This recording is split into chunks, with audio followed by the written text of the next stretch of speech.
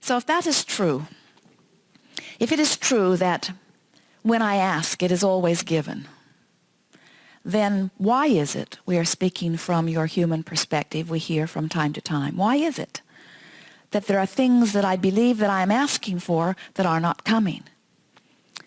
And we say it is because while your words may reflect the sentiment of your desire, if it is not coming, that always means your vibration is not a match. Well, why would your vibration not be a match to your desire? How can that be? If you know you want it, then why would you be offering a vibration that is different from what you know you want? Well, it's a simpler thing than most believe at first. And it comes from a basic misunderstanding of the basis of the universe. See, the basis of this universe is attraction. It is inclusion. That means whatever I'm giving my attention to is vibrating. And as it is vibrating and I am observing it, now I'm including its vibration within mine. So when I see this thing that I want and I say yes to it, by my attention to it, I am including it in my vibration. And when I see this thing I do not want and I shout no at it, by my attention to it, I am including it in my vibration. Because in this attraction-based universe, there is no such thing as no. There is only, yes, come to me this thing I want, or yes, come to me this thing I do not want. So what happens, as you've been trained to be very objective, you've been trained to weigh the pros and the cons and the pluses and the minuses. What most have not understood is that every time you are shouting no at that thing you do not want, you're actually shouting yes at it. When you are a perfect vibrational match to your desire, then there's no contradiction within you, and the manifestation comes quickly and easily. And even better, you feel good all along the way. But when you hold a desire and you are continually noticing that your desire has not yet been achieved, as you stand here and you say, I'm not very happy being here. I've been here a long time and I don't want to be here anymore. What I really want to do is to be over there. I want to be over there, but I'm over here.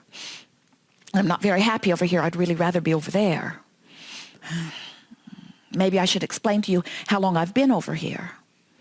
And I'd like you to know that I haven't liked being over here the whole time I've been over here. And I don't think it's really my fault that I am over here. I think it's my mother's fault that I'm over here. Or it might be karma. It might be something from a past life is the reason that I'm over here. But I'd really rather be over there because I really don't like being over here. Over here is uncomfortable in all of these so many ways. And we say, as you're talking about being over here, you're including that vibration. So you are not a vibrational match to being over there. In fact, you are more of a vibrational match to being over here. That's why you be over here. If you want to be over there, how do you get from being over here to being over there? You have to talk more about what's over there and less about what's over here. In other words, you have to give your attention to that which you are wanting. So when you give your attention to what you are wanting, you become a vibrational match to what you are wanting. When you justify wanting it, when you say, I really, really want that because this has been so hard, now you're not talking about that anymore. Now you're talking about this. Now you're including this in your vibration. So the universe that is not judging the appropriateness or inappropriateness of your vibration, but is only answering whatever the vibration is that you're offering, yields to you more of that. So does that mean I can't get from here to there? It means you cannot get from here to there by giving here the majority of your attention. To get from here to there, you have to give there the majority of your attention. That's where visualization comes in.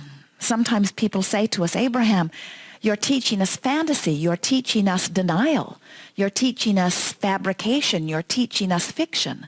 And we say, we're teaching you to set your vibrational tone. Because when you set your vibrational tone to something that pleases you, the universe will yield to you something that pleases you. Sometimes people will say to us, but Abraham, should I not face reality? And we say, no, never face reality unless what you are living is perfect in every way. Then give it your full attention. But what we would do is selectively sift. We would selectively sift through our reality, and we would focus mostly upon those things that please us. Then people say to us, Abraham, well, you are teaching selfishness. And we say, indeed we are. Because if you are not selfish enough to find vibrational harmony with Source, then you have nothing to give anyone else anyway. If you are not paying attention to the way you feel, then you have no basis of knowing which direction to go.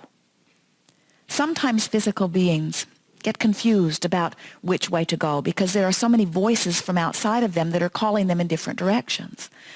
And we say that has come about because you are accustomed to viewing the result of the way energy is flowed, the manifestations, rather than paying attention to how it feels as the energy flows through you. And that's really what this gathering is about. We're wanting to help you to become more aware moment by moment, which is where all of your power is here and now. We want you to become more aware of what you are feeling like as the energy is flowing through you. Because as you begin to pay attention to how the energy feels as it flows through you, now you have creative control of your physical experience. What many physical beings are doing is they are looking at the results of the manifestations and they say, these are good manifestations. We want more of them. We would vote for those. But these are bad manifestations. We want not these. We would not vote for these. And so as they are saying yes to these things, but no to these things, they have a sort of mix of vibration that is not a vibrational match to what they are really wanting. And so the universe cannot yield to them what they are really wanting because they are not a vibrational match to what they are really wanting. And law of attraction says that which is likened to itself is drawn. In other words, you cannot offer a vibration that is different from what you are getting. Law of attraction says what you're getting always matches the vibration that you're offering. So here's what we would do if we were standing in your physical shoes. We would make a decision that nothing is more important than that I feel good. Because the way I feel is my true indicator of my vibrational harmony or my vibrational alignment with the non-physical energy. So how does one go about achieving vibrational harmony with well-being? Well, little by little, you reach for thoughts that feel good. In other words, it is an incremental thing. You did not get to the place of not letting it in completely overnight. In other words, it was one thought that you picked up along your physical trail at a time. So for the most part, we encourage just picking up more thoughts that feel good. But you have to be selfish enough to say, nothing is more important than that I feel good. A good mantra is today, no matter where I'm going, no matter what I'm doing, no matter who I'm doing it with, it is my dominant intent to look for that which I'm wanting to see. I'm wanting to look for that which makes me feel good when I see it. And as you begin to be a more deliberate selective sifter where you look for things to appreciate or you look for things to compliment on or you look for things to bask